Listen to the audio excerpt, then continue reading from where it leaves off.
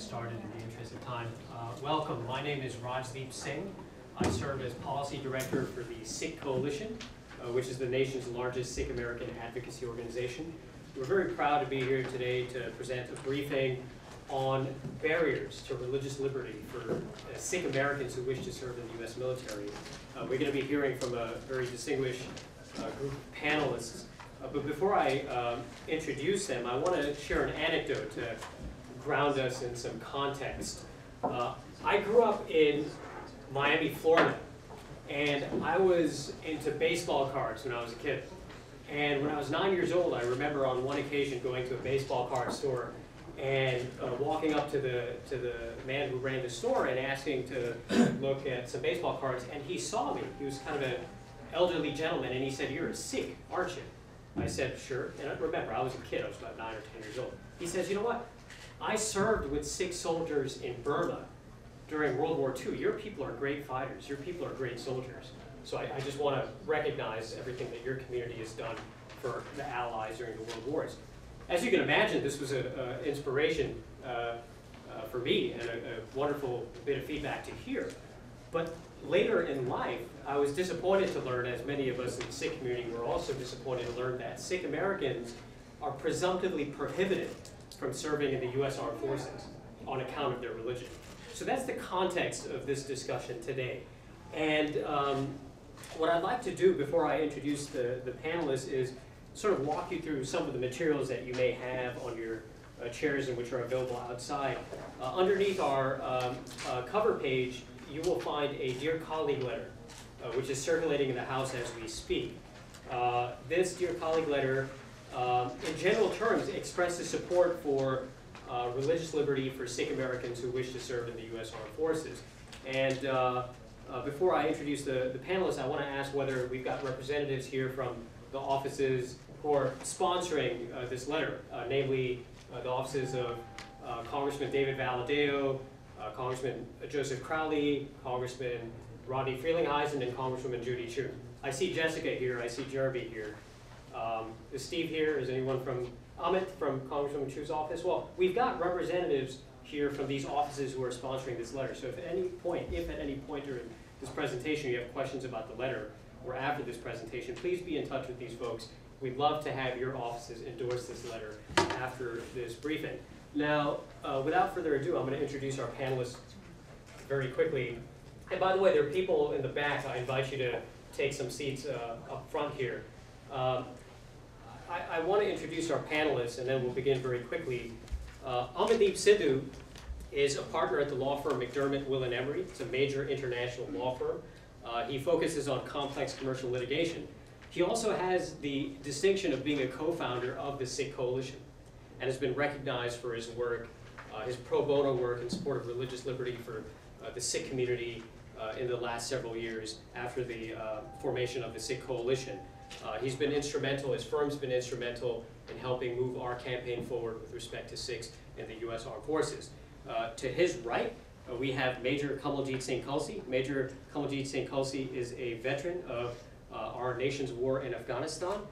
He is a physician, he's a medical doctor, but he's also a proud American soldier. He made history in 2009 by receiving a very rare individualized waiver to serve in the U.S. Armed Forces with his Articles of Faith intact. And he's very modest about this, but he came back from Afghanistan with a Bronze Star Medal for his service in our nation's military. And then finally, we have Daniel Blomberg. Daniel Blomberg is legal counsel for the Becket Fund for Religious Liberty. The Becket Fund, if any of you are not aware, is one of the premier law firms devoted to protecting and vindicating religious liberty in the United States. They've successfully litigated a number of cases implicating religious liberty in the federal courts and also in the U.S. Supreme Court. Daniel, I believe, clerked for the Sixth Circuit Court of Appeals, so he is a very sort of distinguished lawyer and litigator. So with that, I am happy to begin our briefing. Just echoing on what Rajdeep just mentioned, thank you all so much for being here today. I know you have busy schedules and catching up after the holidays, and we were really excited to be on the Hill today. The information we're covering is the type of information we've been covering with individual offices, but to have the opportunity to not only speak to this group, but have Major Kalsi here with us, as well as Daniel from the Becket Fund, is really a unique opportunity, so we're glad you're here. In case it's not obvious from the intro from Rajdeep, I wanted to just cover sort of Sikhism 101. The uncut hair and turban are required religious articles of faith. So Sikh men, as a result of the requirement that we not cut our hair, also have uncut facial hair. And then an extension of that obligation, an extension of that uniform is the wearing of the turban. As Rajdeep framed, the current policy of the Department of Defense and each of the branches in our U.S. Armed Forces is one that presumptively excludes members of the Sikh faith as well as other religious minorities where they have obvious articles of faith that conflict with military-issued headwear or other uniform requirements, and then a tacit ban on facial hair. And I'll get into some of the rationales and concerns that appear to drive those two policies. But what I wanted to do initially is just give you a sense of the deep and rich military history of Sikhs serving both around the world as well as here in the United States. Sikhs have served, as you can imagine, in the Indian Armed Forces, where the Sikh community originates, and are an integral part of that armed forces. The current chief of the Indian Army is a Sikh and wears a turban, keeps a beard. In the United Kingdom and the forces of the UK, in the Canadian forces, and as UN peacekeepers. There are also a spattering of Sikh soldiers and other armed forces around the world. But more importantly, Sikhs have a long history of serving in the U.S. Armed Forces, in particular in the U.S. Army. As early as World War I, Becket Singh Thind emigrated to the United States and chose to serve his country. Considered his home to be the United States, not India, and wanted to give back and sought to serve and was able to serve in the U.S. Army. And so from that point in the early part of the last century up until the early 80s, Sikhs served with distinction and without any concerns or issues with regard to their articles of faith. They were able to wear turbans, they were able to keep beards, and there were no military policies that excluded them from serving. In the early 1980s, there was a shift in that policy. DoD moved towards a framework that did not permit facial hair, period, and also did not allow for religious headwear to the extent that it conflicted with military-issued headwear. So to the extent that headwear could be concealed underneath a beret, concealed underneath a helmet, that continued to be permissible, but the turban was considered to be excluded from that framework. So mid-1980s forward, several dozen Sikhs were serving at the time of that policy change. They continued to serve. And so you had individuals who were grandfathered in, two of which, before they retired in 2009, had reached the rank of colonel. So you have Colonel Seiko on the left and Colonel G.B. Singh on the right. Ironically, a physician and a dentist. And the reason that's important is at the time that they were retiring in 2009, the Sikh Coalition was approached by Major Kalsi and another individual, Captain Kamaljeet Ratan. Major Kalsi is a physician, Captain Ratan is a dentist. Both of these individuals were recruited into the U.S. Army's Health Professions Scholarship Program. They were in medical school and dental school, respectively. They were recruited by the U.S. Army to join that scholarship program, whereby the U.S. Army would pay for their medical training in exchange for their service to our country. It's sort of the medical school equivalent of ROTC. And based on their recruitment, based on assurances that their religious practices would not be an issue, largely informed by the fact that you had two colonels in the U.S. Army, Colonel Seiko and Colonel Singh. They spent several years as reserve officers in the U.S. Army. They did training and rotations on U.S. Army bases. And it was only at the time when they were completing their medical training and the discussions began about their active duty station that someone started to read between the lines and realized that the current framework, the current DoD directives, the current Army regulations, again, prohibited facial hair on its face and prohibited religious headwear to the extent that it conflicted with military-issued headwear. So that brought Major Kalsi and Captain Ratan to the Sikh Coalition, a leading civil rights organization in the United States. The Sikh Coalition had a partnership with McDermott, Will Emery. We decided that the time was right to challenge this issue. I was born and raised in Virginia. I can tell you that the single issue of importance that resonates with everyone in the Sikh American community is the current door that is closed to serving our country. Whether you were born here, whether you came here, Sikh Americans want to give back. They want to have that opportunity. And so we felt that the circumstances were right, both from the standpoint of having very strong clients who we knew would do very well under the rigors of being officers in the U.S. Army. And we had the resources and a community that was ready to come behind our efforts and make this happen. So in 2009, we launched a very public campaign to seek the religious accommodation of then Captain Kalsi, now Major Kalsi, and Captain Ratan. And based on those efforts, we had fairly significant congressional support, 43 members of Congress, 6 senators writing letters to then Secretary Gates on behalf of our efforts. We had a long and protracted dialogue with DoD and with Army representatives, and ultimately our advocacy efforts combined with media coverage of our efforts led to what was, as was described by Rajdeep, very extraordinary exceptions to policy, very individualized, singular exemptions that applied only to these individuals, not to the community broadly. They were very limited in scope in terms of their immediate prospective assignments. And so as a result of that extraordinary effort, and I say extraordinary, literally dozens of members of a dozen members of the Sikh Coalition staff, 10 attorneys at McDermott, Will Emery, $500,000 worth of pro bono legal services, and countless hours of community outreach to congressional offices and to the like, it resulted in those accommodations. So not the type of resources the average young Sikh American has back in his community, wanting to go to his local recruiting office and join the U.S. Army.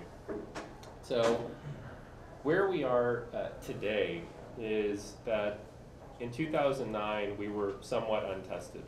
While Sikhs had served, again, through all of the major armed conflicts, we had very senior ranking officers in the U.S. Army who were practicing Sikhs. The issue in terms of new Sikh recruits was untested. We assumed that there were certain concerns, but we didn't know that those were the concerns. We sit here today, 4 years later, with proof positive that all of those concerns have been debunked.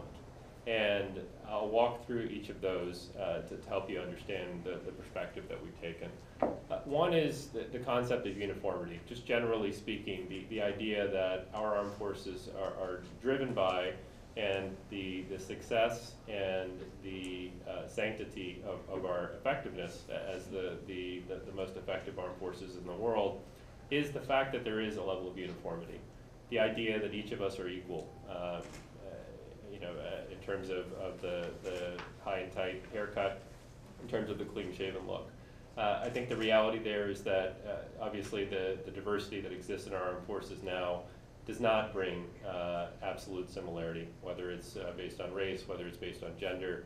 The diversity of our country is gradually becoming more and more reflected in our armed forces. And so to be a Sikh, to be a member of the Sikh faith is to have a uniform. We aren't allowed to keep our hair open in dreadlocks. We aren't allowed to keep ourselves diskept.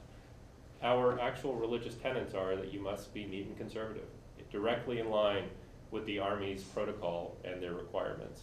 So for purposes of Sikhs seeking to serve in the U.S. Armed Forces, you'll notice that the Sikh men in this room, the three up here, myself included, a few others in the room, our beards look to be shaved or trimmed or kept close to our faces. My beard is actually down to the middle of my chest. It's tied with gel, it's hairsprayed, it's pressed, and it's kept neat and conservative. That's how a gas mask works. That's how you're able to establish a seal. We're not asking for an extraordinary scenario where a Sikh who seeks to perhaps keep his beard open would be able to meet that neat and conservative standard. We've also been able to establish a framework based largely on what we've seen around the world, that just as you would wear a certain type of beret or a certain type of hat with a certain type of uniform, you wear a certain type of turban. So when you join the army as a Sikh in India or in the UK or in Canada, you're issued military issued turbans that go with your uniform. You see Major Kalsi wearing the camo turban that matches his field uniform. When he's in his dress uniform, he's wearing a black or a dark navy blue turban. Just to jump from Major Kalsi and Captain Ruthan in 2010, we had the opportunity to represent now Corporal Lumba, and as an enlisted soldier, we knew that he had unique challenges that were different from those of officers. And so, for example, he was required to, as a non-Sikh, would have worn a beret with a certain flash on the front of his turban that he would remove out of respect when he went into the mess hall or into a building or met another officer in the hall. And so he fashioned an emblem that would attach to the front of his turban with Velcro so that it would be removed out of respect. So ways in which we've tried to establish a framework that allows the Army to maintain the safety, uniformity, and security concerns. As I mentioned, the gas mask, it fits. Our clients, Major Kalsi will tell you, and Captain Ruthan, in his experience, they sat in the gas chamber longer than anyone else during basic training. The helmet, a small under turban, can be worn like a bandana that's worn in the field and allows the helmet to be worn. And then ultimately, sort of the broader issues of how is this impacting unit cohesion, how does it impact esprit de corps. Major Kalsi will tell you his experience is, again, proof positive that there is a soldier serving next to a soldier, or brother next to a brother, or brother next to a sister. When he's out there saving lives, when Captain Ruthan was out there mitigating a conflict in Afghanistan to avoid disruptions that resulted in him getting a NATO accommodation, it was a soldier serving our country. And then finally, the idea that there is some slippery slope.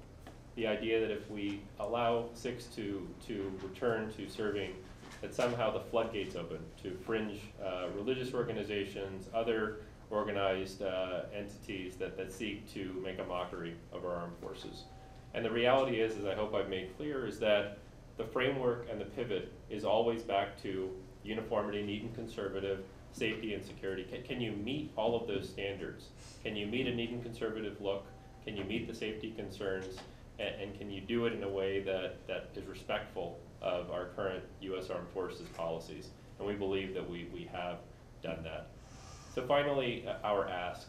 We're asking you to go back to your members and seek their support for a letter that very respectfully asks the Secretary of Defense that to finally make formal and permanent a policy that currently is ad hoc and imprecise.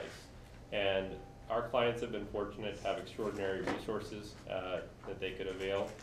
Not every Sikh American can do that. And so for the 3 clients we've gotten individual accommodations for, there are several dozen who we either couldn't represent or they had gone about it themselves and they were rejected at the door. That can't be the case in this country. And so with the very clear directive from our Army that diversity is a strategic imperative for the success of our armed forces, we have to consider that the time is right for Sikhs to have an open door to be able to serve. Not an unrestrained open path, but a door that's open that allows a Sikh American to go and prove himself in basic training, and either he makes it or he doesn't. Can he meet the standard or doesn't? But to go to the door and be turned away simply can't be the case. And so we appreciate your time, and I'll turn it over to Major Kalsi. Thank you. Thank you, Amit. That was a wonderful intro. Is it okay if I stand? Yep. Camera crew. All right. You can see everybody's faces a little better this way. So, how did we get here today? Back in 2001, I was in medical school, and the recruiters came and they said, do you want to join the military? And more specifically, do you want to join the Army? So I said, yeah, love to. You know, I come from 4 generations of military service. My father, my grandfather were both in the Indian Air Force. My great-grandfather was in the Royal British Army. So I said, I would love to serve. And I said, but I serve like this. My turban, my beard, and if you're okay with that, you know, I'm ready to bleed for you. And they said, yep, we've got Sikhs in the Army, you know, Army places a high value on religious liberty. So that's great. So began our journey. So that was 2001. In fact, notably, that was 7 months before 9/11, before sort of the landscape changed. So through the years, now I've been in the military for 13 years now. I've been on active duty a number of times. I've served at Travis Air Force Base in California, West Point in New York, and it had never been a problem. This is through medical school and training. Then, after residency, when it was time to go from the reserves and occasional active duty to full-time active duty, I called my leadership and I said, hey guys, it's been 7 years, hasn't been a problem so far, but just so you know, I have a turban and beard, and just want to make sure everybody's on the same page. And same response at that time. They said, yeah, no problem, don't worry about it. We value your religion. And I felt really good about that. So I get a call about a month and a half later. I was captain at the time. Actually, Captain Kalsi, we looked into the regs a little more closely, and this is going to be a bit of a problem. But we value your religion and your right to practice. So we are going to give you a letter of support, and we'll take this up the chain of command. And we started to do that. And from one step to the next, it took us more than 1.5 years. And not just me alone. That was our friends over at the Sikh Coalition, our friends at McDermott, Will Emery. It took hundreds, if not thousands of hours from several organizations to get one guy in. And then, you know, obviously we had Captain Ratan and then Corporal Lamba follow after us. But it is too much effort to get the 3 of us in. And while our armed forces currently will say, yeah, we don't bar Sikhs from coming, functionally, it is a barrier to service. Functionally, I know that my Sikh brothers and sisters, you know, living down the street that can't afford $500,000, that can't afford, you know, to go around and lobby the halls of Congress and get 43 congressmen, get support from 15,000 petitioners. Functionally, the doors are closed to them. So after I got my accommodation back in 2009, my subspecialty training, I'm an ER doc, is in disaster medicine. So I went to Israel, wonderful country. I went to Israel for my disaster training, and I saw that a number of the soldiers there wore gas masks, but they had beards. So I said, how do you guys do it? This is such a big deal in the United States. They said, well, we just put it on. I said, it can't be that easy. They're like, no, really, try it. It's that simple. So as soon as I got home, came back to the States, I bought myself a standard issue Army gas mask, and I played with it. I put it on, and true enough, you know, when I'm wearing my little sports turban, my little bandana, I get a good seal. And so we, tested it out several times. I went to boot camp. Army didn't just take my word for it. They threw me in the gas chamber several times, and they said, yeah, you're right, you do get a good seal. That's what I've been telling you all along. And so they did the same to Captain Ruthven and to Corporal Lamba. And they said, yeah, you guys can make a seal, you can wear the helmet. And my first day at boot camp, I'll never forget this. The sergeant major stood me out in front of the formation, and in front of hundreds of soldiers, sort of the first day I had met everyone. Said, does anyone have a problem with Major Kalsi wearing his turban and beard?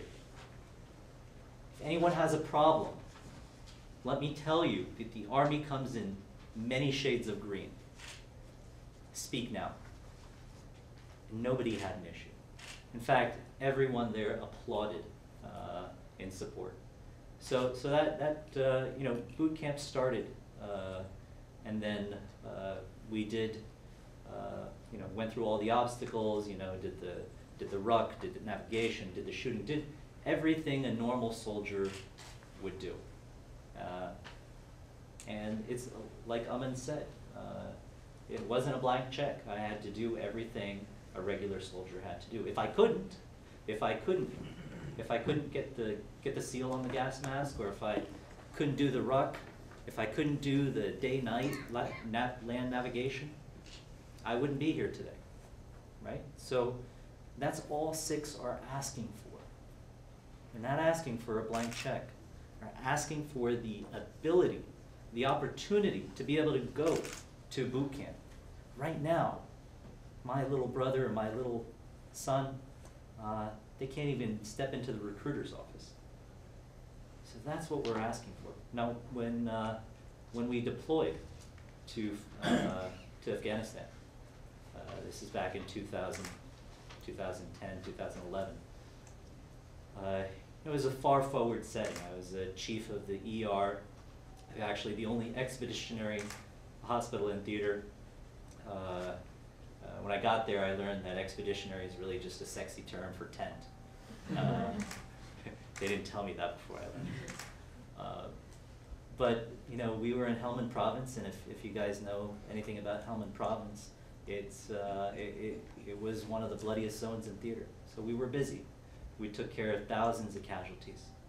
And when I saw, the first day we landed, when I saw my fellow soldiers, my brothers and sisters in arms bleeding, I went to them and I took care of them. One of them, let's call him Joe. He was a Marine, badly wounded by an IED. Came in, had multiple cuts, he had blast injuries. We worked on him for a few hours. We took care of him. And Joe was one of the lucky ones. He made it. So just before we had him shipped out, he sort of grabbed my hand and he said, thanks, brother. And that meant a lot to me. It's my first day there, and I'll never forget that moment. But this is what we're talking about, right? If you can do the job, if you can help the mission, if you're an asset, that's what matters. And I think we've proven that, right? Between myself, Captain Ruthven, Corporal Lamba, we've proven beyond a shadow of a doubt that we are, in fact, assets. And as Aman mentioned, diversity is a strategic imperative, right? We didn't allow African Americans and women and other minorities into the military because it was the right thing to do. Sure, we did that because it was the right thing to do. But we did it because we needed to do it. We needed to win the war. We knew that if we didn't do it, we wouldn't be as strong of a military. So while we talk about diversity and inclusion, we also talk about religious liberty. One of the founding things, founding aspects of our nation, right? Some of the first settlers to the United States came here looking for religious liberties. When we go to a far forward setting, when I'm there as a doctor taking care of wounded soldiers, you know who's right next to me? Is a chaplain. Is a military chaplain. It might be Army, maybe Navy, Marine, or Air Force.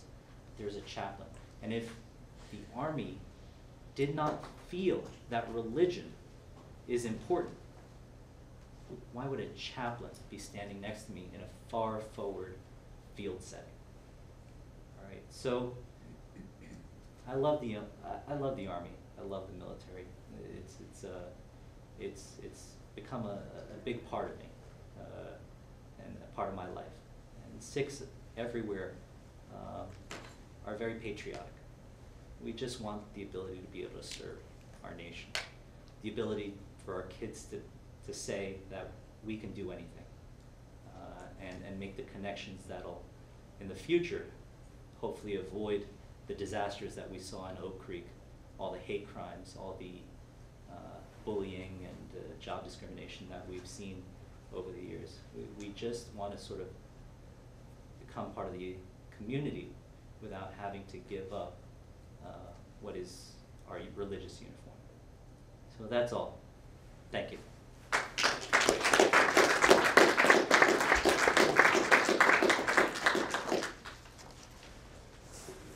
My name is Daniel Blomberg, and I'm not going to be nearly as good as that. I'm a lawyer with the Becket Fund, which means I like to talk a lot, but I'm going to do my best to keep this at 10 minutes. And what my purpose is to talk about 3 different things. First, I'm going to talk about the history of military religious liberty. Second, I'm going to talk about why the military prizes religious liberty as much as it has. And third, I'm going to talk about the existing laws that protect military religious liberty, and particularly one of them, the Religious Freedom Restoration Act, and how that would apply to a situation like the Major's case, and why it should protect his ability to serve his country and serve his God. So to start off with, the military is a unique government institution that may, by law and necessity, make unique, comprehensive demands over individual service members that it couldn't make over any other free members of society. The demands that the government is empowered to make in the military can and often do impact service members' liberties, including their constitutionally protected religious liberty. Our nation has a history, though, of striving to protect and accommodate military religious liberty, a tradition which has broadly protected service members' ability to live their faiths, to be who they are. Thus, in keeping with the best of our traditions, our military has long been a place where citizens could, as the Army chaplain's motto goes, serve pro Deo et Patria, for God and country.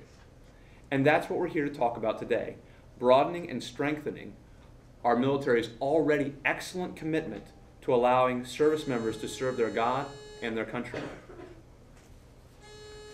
As I mentioned before, I'm with the Becket Fund. The Becket Fund is the only organization, only law firm in the country that is devoted wholly to protecting religious liberty for people of every background, of every faith group, and making sure that the government doesn't coerce them into violating their faith.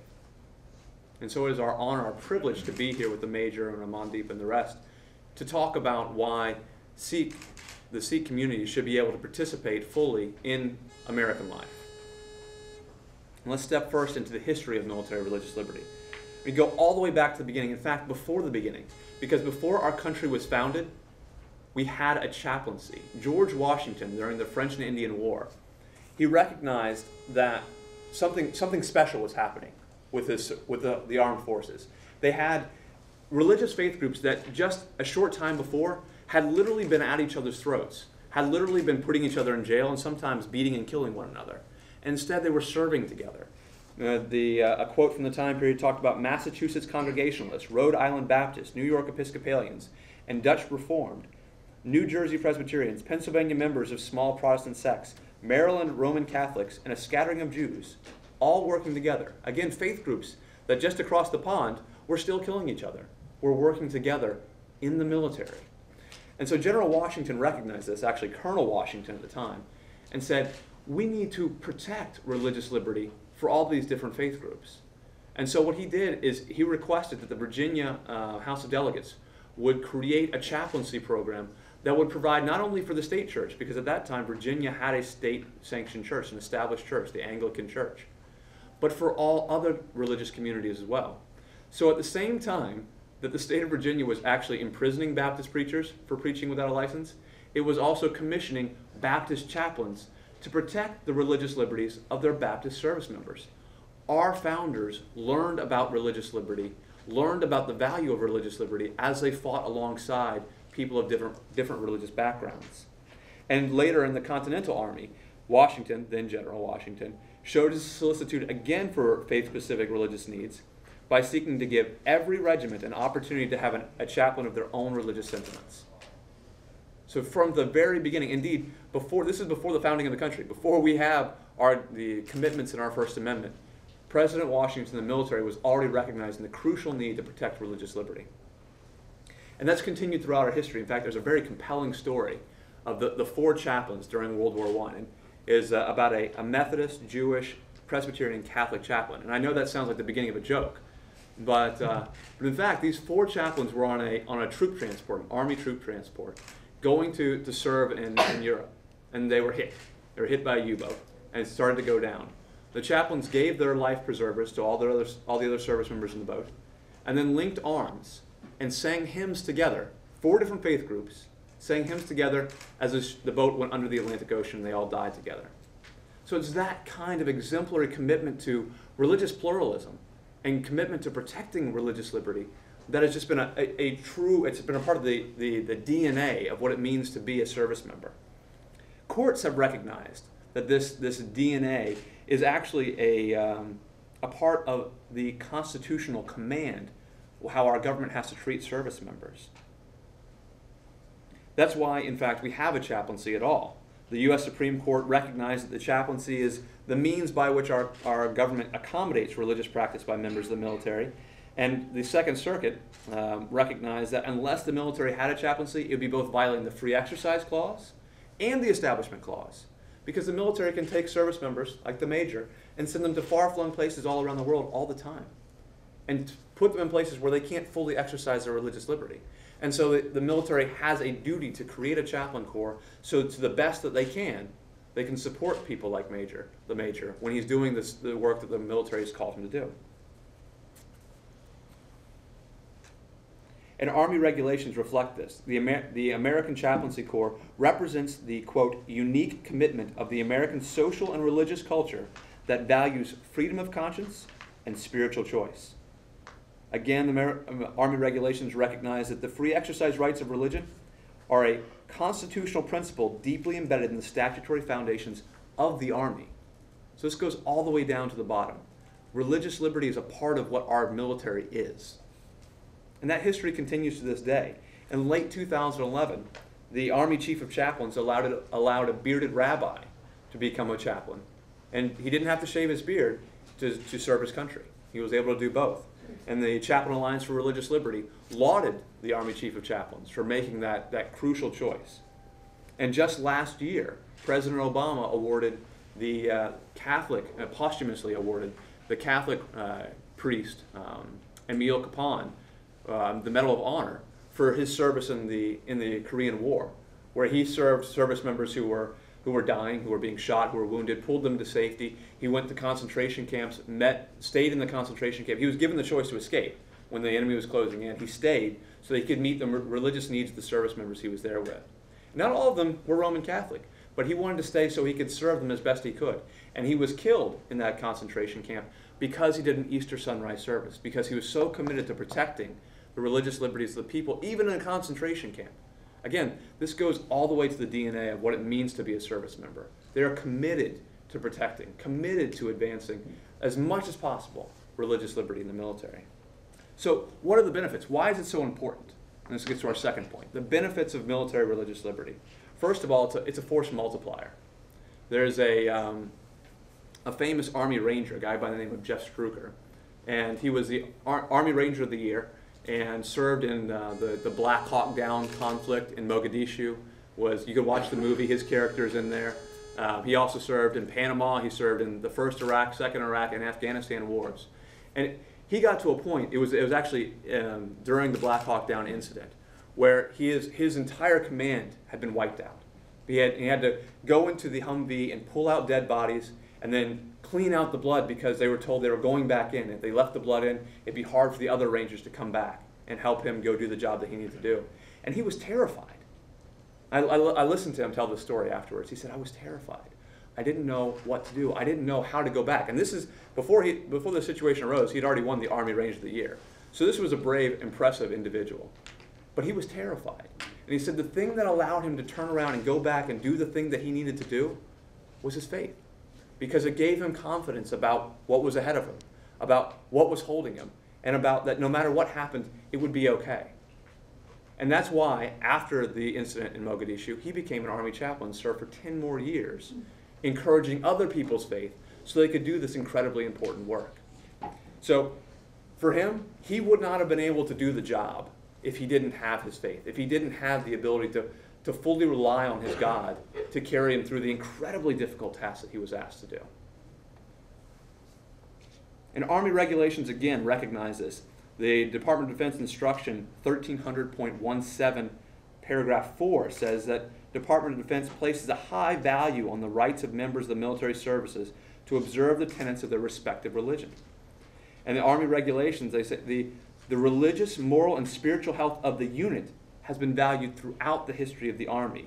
And it points out, just practically speaking, in many nations of the world, religious beliefs influence perceptions of power, diplomacy, law, and social customs. So by having a diverse military, a broadly diverse military, you are better able to go into different cultures, especially right now when we're in so many different cultures, and interact in a successful way, in an effective manner, because we have that diversity here at home. And we already have one of the most diverse militaries, if not the most diverse military in the world. But the bottom line, the most important reason why there's a benefit to us and there's a reason why we should be supporting military religious liberty is because it's right. More than any other class of Americans, service members risk their lives to protect our rights. And we should be willing to ensure they do not lose the rights that they protect for us. The very life and death nature of military work means that religion takes on a particular importance for service members. Religious service members need the moral resources that religion provides to help guide taking, sacrificing, and protecting human life. And they need the assurance of religion to help face the loss of their own lives and that of their compatriots. This is real stuff. The Major saw people die. He protected people from dying. They need those kinds of resources to do the incredibly difficult job that they have done and they're being asked to do all the time. So we're not writing on a blank slate. We've got this history, great history. We've got very clear commands and directives and reasons why we protect religious liberty. What about the statutes? What about the law? What about the Constitution? How do they apply? That's what we'll talk about finally. Now, one of the things that I want to, before we jump into that particular part, I just really want to commend the Sikh Coalition and the way they've gone about this. Because the military is a very honor-bound, very tradition-bound system. And if you just go in and say, military, you just need to change. You just need to do it the way I think you should do it. It's not going to work very well. But they've gone about it in a very respectful manner. They've submitted their requests to the military. I've read the types of things that they submitted to the military, outlining things very clearly. And they're not coming in and saying, this is the way it's got to be. They're saying, this is the way we like it to be, and we're doing our very best to accommodate ourselves to the military mission. And this is why we think we can do that. And they've laid it out there for the military, and they've done it exactly right. And so when I'm talking here about these regulatory and statutory and constitutional provisions that provide rights to members like the Major to exercise their religion, litigation is a possibility one day down the road, but that's not the way they pursued this. That's not what this is about. This is instead about the types of guidance that the military should be looking at and making their own decisions about letting in more members and letting in all members of the Sikh community. Okay. So the most important statute that we can talk about here is RFRA, the Religious Freedom Restoration Act. And that applies, first of all, is a federal statute that applies to the federal government. And so that includes the military. And the Religious Freedom Restoration Act says really two things. One, if you have a sincere religious belief, the government can't substantially burden it without, two, showing that it has a very good reason for doing it, and then that is only doing, the burden is absolutely necessary to reach that particular reason. So an example that you would see for something like this is, why would you burden the religious beliefs of a particular religious group that doesn't believe that people should get medical service, for instance, blood transfusion? Well, if a child's life is in danger, you can say, well, the government has a compelling interest protecting the life of the child. The only way they can protect the life of this particular child in this particular illness is by giving them that blood transfusion. And so in this particular situation, the government can override the substantial burden on the religious belief to protect the life of the child. So that's kind of how it works in a situation where where RFRA is implicated, but it doesn't stop the particular government action in question. So let's look at how this statutory framework would apply in this context, where a Sikh was trying to participate in the life of the military. First, is it a sincere religious belief? This one's very, very easy. Obviously it is. We're talking about a tradition that's hundreds of years old that we can see evidenced worldwide. It's not like the religion of the flying spaghetti monster, where people are making things up. And literally, there's folks who are making up the flying spaghetti monster. I think they have a thing down in Florida right now. It would be Florida, wouldn't it? No, nothing in. Yeah.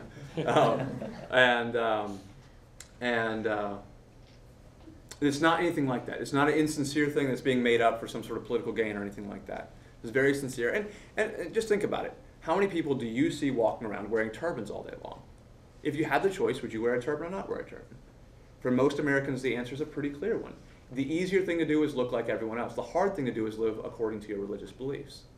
So this isn't a situation where people are just trying to get ahead, trying to not have to shave and be in the military at the same time.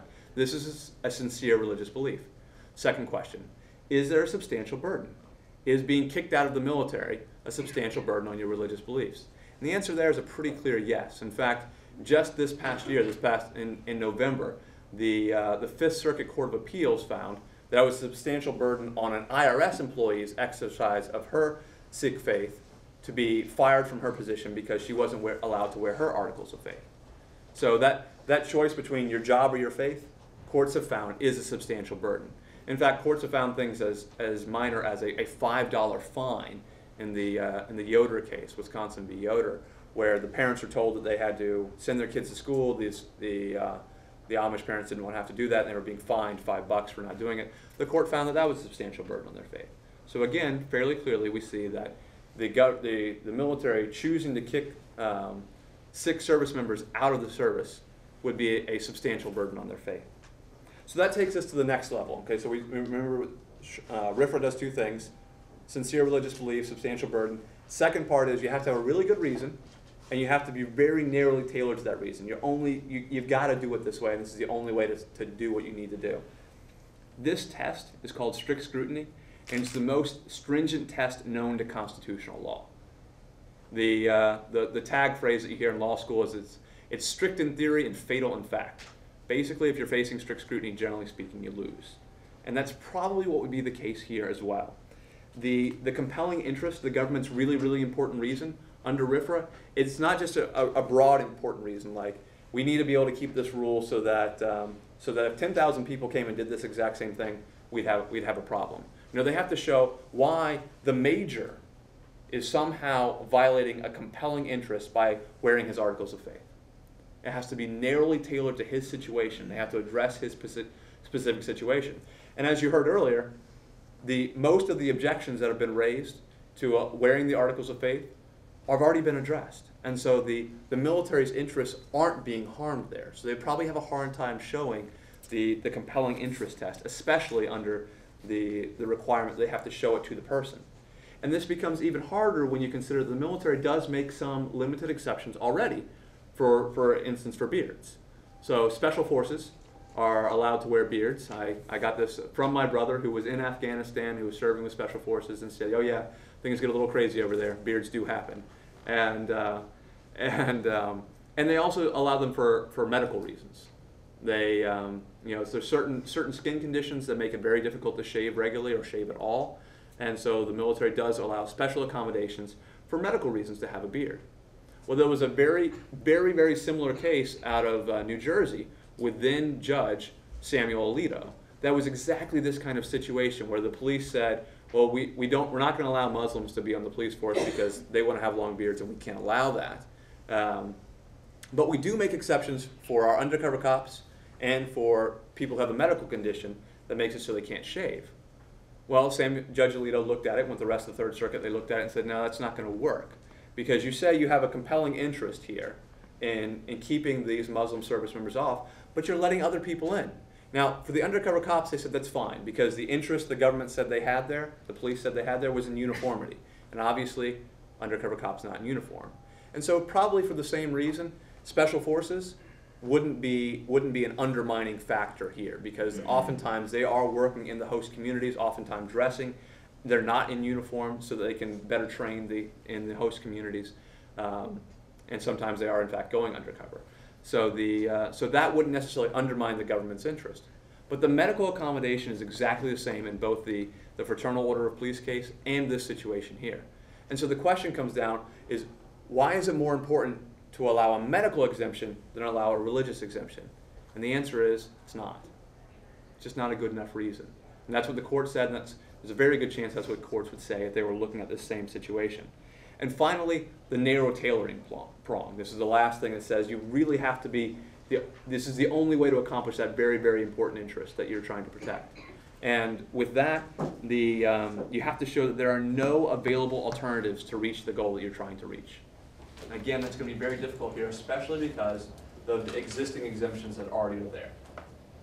There's some other regulations and some other considerations that come in here, but I've already gone over, so I'm going to stop. And we can talk about those afterwards.